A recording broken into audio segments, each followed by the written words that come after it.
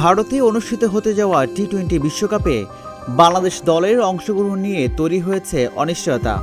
মোস্তাফিজুর রহমানকে আইপিএল থেকে নিরাপত্তাজনিত কারণে বাদ দেওয়ার পর ভারত বাংলাদেশ ক্রিকেটীয় সম্পর্কেও দেখা দিয়েছে অস্থিরতা।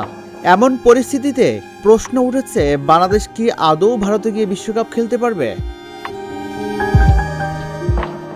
নিরাপত্তা নিয়ে শঙ্কা থেকেই শুরু।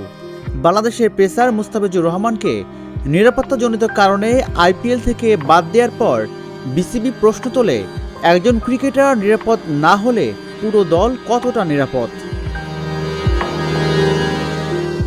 এই প্রেক্ষাপটে বিসিবি একাধিক চিঠি পাঠায় আইসিসিকে। এর জবাবে আইসিসির নিরাপত্তা বিভাগ একটি ইন্টারনাল থ্রেট অ্যাসেসমেন্ট রিপোর্ট পাঠায়, যেখানে 3টি সম্ভাব্য ঝুঁকির কথা উল্লেখ করা হয়েছে।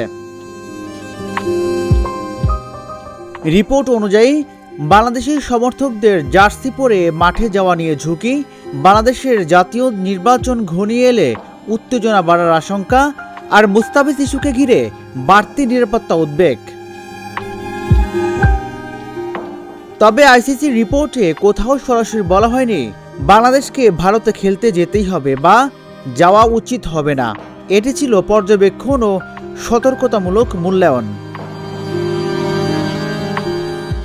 আইসিসির নিরাপত্তার মূল্যায়ন কোনো চূড়ান্ত সিদ্ধান্ত নয়, তবে ঝুঁকির ইঙ্গিত থাকায় বাংলাদেশের অংশগ্রহণ নিয়ে এখনও অনিশ্চয়তা কাটেনি। শেষ পর্যন্ত বাংলাদেশ ভারতে খেলবে কিনা তা নির্ভর করছে আইসিসির চূড়ান্ত সিদ্ধান্ত ও স্বাগতিক দেশের নিরাপত্তার নিশ্চয়তার উপর। রাজিবুল ইসলাম, ঢাকা জার্নাল।